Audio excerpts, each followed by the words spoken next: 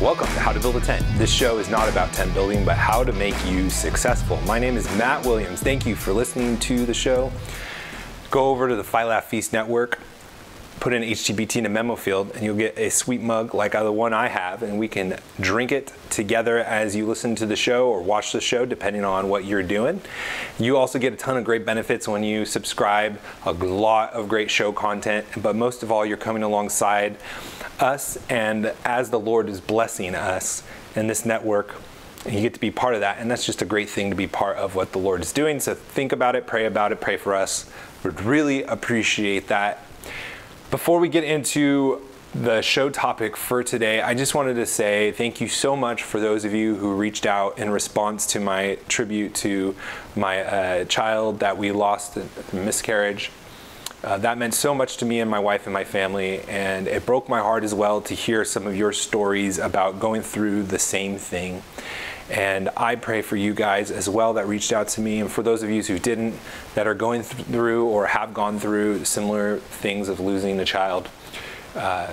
It was just really special. So thank you so much. You guys are a blessing to me, and I really appreciate that. You know, one of the things God's been showing me and teaching me through this time is when you keep Christ as center, it really brings everyone else together. It brings married couples together, it brings your family together, it brings neighbors together, a church together, and even us, audience and podcaster, for lack of a better way to say that, together. Because as we are pursuing Christ, our bonds come closer together as we all become more like Christ and encouraging each other, reaching out to each other. So just wanted to say thank you so much, you guys. I love you guys. Thank you, and thank you for your prayers. It's really helped a lot. If you have any questions about business, life, anything at all, and you want to reach out to me, you can find me How to Build a Tent on the social media sites. You can give me an email, matt@howtobuildatent.com. I'd love to hear from you, like I just said. I'm praying for you guys and hope that you guys can be successful, that you can be blessed in your business, in your careers, and that you could also bless others in that same way. And I have a great story about that very thing today. And I didn't even realize that we were going to go to a place this weekend that had a story about a person who was successful and blessed other people, the exact thing that I want to do for you guys, and I want you guys to be blessed and do for others. It has a perfect story. So I wanted to go over that today, and because it has a lot of relevant parts to it that we can apply today with a lot of discussions going on politically, economically, things like that. My wife and I and my son, we went to Maui. I'm trying to hit the islands that I haven't been to, or parts of the islands I haven't been to before we leave. We're moving to the mainland, and I don't know the next time I'm going to be in Hawaii, so I want to make the most of it. So we're taking a bunch of weekend trips to a bunch of different islands to experience them, to see the things that I feel like I would be regretting if I didn't see. And the place we went this last weekend was, we went to Hana, Maui. Now, Maui is a beautiful island, and it's really big. It takes like 2.5 hours to get to Hana, and we went to, because it was 2.5 hours to get there, 2.5 hours back from the airport, we decided to stay up there at Travaasa. Oh, I think that's how you say it. If I didn't say it correctly, forgive me. But it was a really great plan. I would highly recommend it. That hotel is awesome. I'll get into that at the end if I have time. But a good shout out to Travaasa. Their spa was amazing, the rooms were amazing, the hospitality was amazing, and I would highly recommend staying there if you are going to take the trip up to Hana. It's 2.5 hours of just beautiful waterfalls, lush green tropical rainforest, or whatever it is. I don't know what the climate is exactly, but it's one of the most beautiful places in the world. I would highly recommend doing that, and then going there so you don't have to be rushed. You can take time to do the stops, see the waterfalls, do the hikes, And then you can just stay there for a night or two or however many you want. And then hopefully you rent a Jeep, and then you can take the back road, which is like a perfect mix of desert road and mountain road combined. And then you just have this awesome side of the island that is the dry side, which is desert. And it's just a beautiful, fun drive. I'd highly recommend doing that whole thing if you get to Maui. But the great story about Hana is, part of it is the hotel, which again, I didn't learn about until we went. And it was just a beautiful surprise. And because it is exactly what I want us to be as Christian business people, blessing others as we've been blessed ourselves. And the whole purpose of striving for success is to help people. This one man, his name escapes me. I had it all printed out, but my printer failed me. This one guy, oh, Paul Hagen, I think his name was. You can Google it, Hagen's Cross. There's a cross built in his memorial because of how he saved this town. So in the gold rush days in the late 1800s in California, the Hawaiians tried to build up a whole bunch of crops to help support and export to California. You know, back before they became the 50th state, they were their own nation still. And the only thing that stuck there was sugarcane. And it was like, again, it's in a remote place of the island. It's 2.5 hours from the main town of Maui, and Maui again is not even the main island. Oahu's the main island, so it's like not the main island, and then it's a remote part of that island. And there was about 9 different farms there that were growing sugarcane, and they were starting, and then they did really well, and they were selling it. But it got to a point because of unions that the labor cost of harvesting those crops got too expensive, and when you included the shipping and all those things. So they all started going out of business except for Mr. Hagen, who had a brilliant idea. He had cattle on another island called Molokai, which is a much smaller island that's really close to Maui. And my family actually has some property over there. It's a really cool place. If you are into deer hunting, Molokai is the place to go. There's no natural predators for deer, and the deer just like overrun the place. So basically you can shoot an arrow up in the air and you'll hit a deer. But a great place to do that as a side note. But he had cattle over there and saw that all these farms were failing, so he decided to take his cattle and move and start raising cattle over there. So they have really good beef over in Maui because of this man. And he actually saved the town from becoming a ghost town because the unions came together, drove up the wages, and caused the farms to go out of business because they couldn't afford to sell their crop anymore. The cost got too high. And that is applicable to today because I see a lot of pushes from a government perspective. Granted, unions are not the same. From the government raising wages up to $15 an hour. And there's this new study coming out, a new poll that came out that said that 75% of restaurants are raising prices because of the $15 minimum wage. So a lot of them are cutting hours. I think it was 40%. And then some are laying people off. And then there's a whole other bunch that I didn't see in the survey, but you know what they're doing, like McDonald's, they're automating to cut cost. And if you do it artificially through government, through the government mandates, through government laws, minimum wage laws, or you do it by coming together as a union. I have nothing against unions that aren't public sector, private sector unions. Go ahead, unionize, get the best deal that you can. And raise those prices, but just keep in mind when you are artificially raising those rates or coming together and raising the cost of employees, which is what the minimum wage would be, when you are raising that higher than the market demands, then there's going to be a shortage because people aren't going to stay in business. When the costs are too high, not that people aren't going to be willing to go into business or stay in business, because if they're not making money, why would you be in business? And that's what happened to this town, is that these labor unions came together and they got people together and said, hey, we promise you that you're going to make a better wage if you join us. But they didn't tell them that when you raise wages too high, then the jobs are going to go away. And that's exactly what happened. So keep that in mind. Again, I'm not against private sector unions. I think some of them have done great things earlier on in the last century. But just remember this, that when you raise prices higher than the market sets them at, there's going to be a shortage and you're going to lose jobs, and people aren't going to be able to get entry-level jobs, and they're going to be replaced, and you're going to be a lot better off. It's better to make $10 an hour in an entry-level job than not being able to find an entry-level job at all.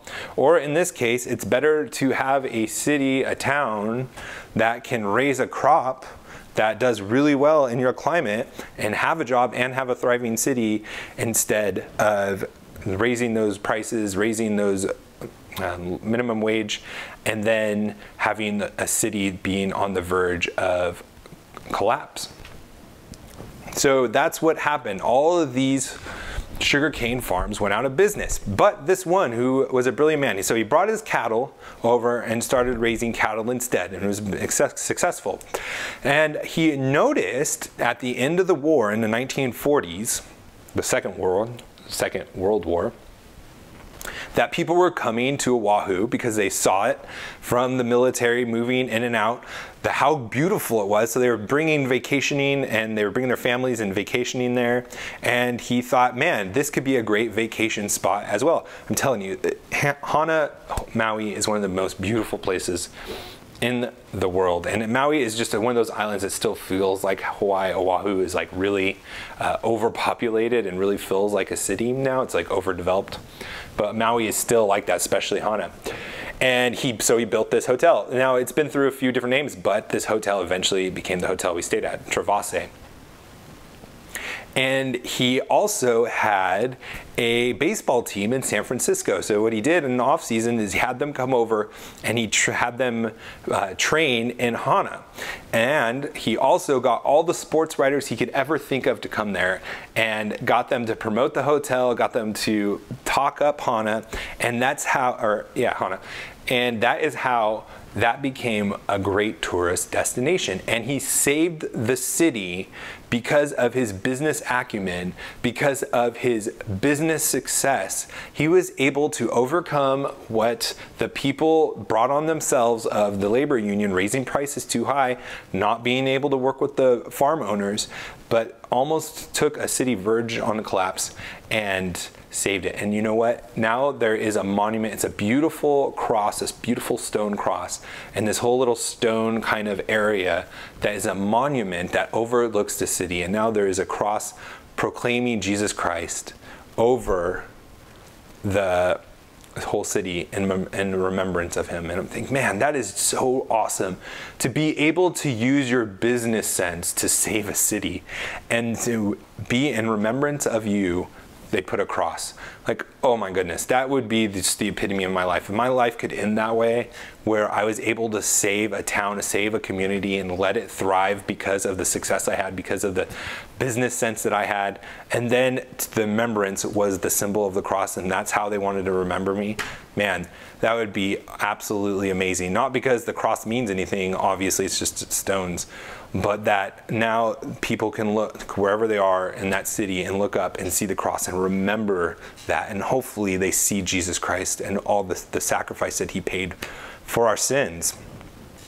And again, that is another great lesson for us today, is all those other farmers didn't have the business sense he had, where he saw an available land for purchase because all these farms are going out of business, and he's like, this would be great land for cattle.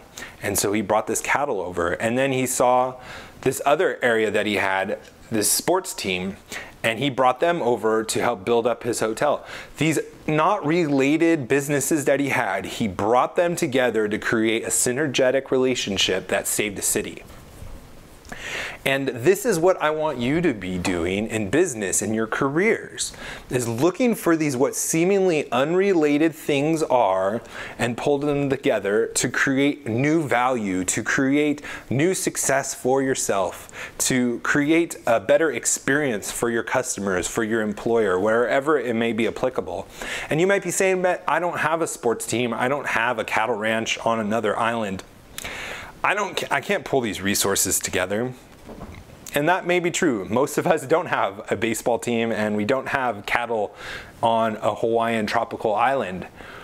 But we do know people, and we do have communication skills, and we do have relationships, where if we find a way or have an idea to create these new synergies by pulling different technologies from different industries, different partnerships, different processes, pulling them together, just like what we were talking about with Amazon and Kohl's. Kohl's is looking to be competitive by being a return facility for Amazon and using the synergy of the online e-commerce giant Amazon to get people to come into their stores by offering them to take the Amazon returns for free for them. And yeah, they don't have the Amazon presence, but they are using that to leverage people to come inside to gain traffic, and they're building a synergy that way, and they're getting being quite successful at that. And that's what you guys can be doing too, is looking to build relationships, looking to build partnerships, and reaching out to other companies, because believe it or not, other companies want to succeed too, and other companies want to be innovative, and all these other companies are looking for ways to grow their revenue, to grow their margins, to increase profits, and to cut costs. And you don't have to own the baseball team, but you just can communicate to the baseball team and sell them on your vision and get them to incorporate and to come in and collaborate and do a joint venture, do a co-branding, what's the word I'm looking for? It's totally escaping me right now. I hate when that happens. A venture, doing a co-venture together, where you could just both equally benefit. You don't have to own all the pieces. You can just build the relationships and work from there. So that is the story of Hana and Travaasa. And I just want to say a few things about the hotel. If you are looking to vacation in Hawaii, if you are a Hawaiian and you're just looking to do an inter-island flight, or you're looking to come from the mainland, highly suggest it. It's, again, a beautiful trip up. I would highly recommend renting a Jeep or some SUV vehicle. It's a bunch of switchbacks up the road to Hana. Highly suggest it unless you get motion sickness. Then maybe you want to fly to the airport up in Hana, which he built, but that guy built, by the way. So you can fly up there even, but it's a really great hotel. It's very nice. The people were amazing. I even tweeted beforehand saying that I was going to be up there, and they replied and said, can't wait to have us there. And obviously, that's just a social media manager, but even started there. And they had babysitting. We were at a restaurant with our kid, and someone, just the hostess, I think it was, I don't even know what she was a worker there, obviously. She helped us sit there, but I wasn't sure what she does. She offered to watch our kid while we ate, but our kid is awesome and doesn't need to be babysat. He was just eating away in his high chair, flirting with all the girls all around. And so it's just great hospitality. There's no TVs in the room. Any of the rooms, and it's just has such a beautiful place to just get out and take a break. I don't know about you, but I'm always on the go, always doing things, always working, and it was really great to just step back out and just go into nature, to be in beautiful weather, to have beautiful scenery, the beautiful ocean, and to be able to just relax and unplug. And there's just a beautiful campus. They have 2 pools. They have a great spa. I would highly recommend it. And I'm a big massage person. I get so many knots. It's just a great deep tissue. It's the way to go. But if you never get a massage, don't do a deep tissue massage first. You got to work your way up through it and get your body used to it, because your muscles have so many toxins in it. Anyways, I just want to give a shout out to Travaasa. They did a fantastic job. It's a great place. It's a great community, and there's just so much to do. And I'd highly recommend going the back road, and that's the road that is half desert road, half mountain road. It's a great experience. There's a lot to see, and it's just a beautiful place to just enjoy what God has created. And again, just want to say thank you for all of the listeners, all of you guys who have supported me and written to me and encouraged me. Those prayers and thoughts and words of encouragement just meant so much to me. I love you guys, and I'm praying for you guys as well, and love to hear about your successful stories. So please reach out to me with those, and we will talk to you next time. So let's go out and be successful. God bless.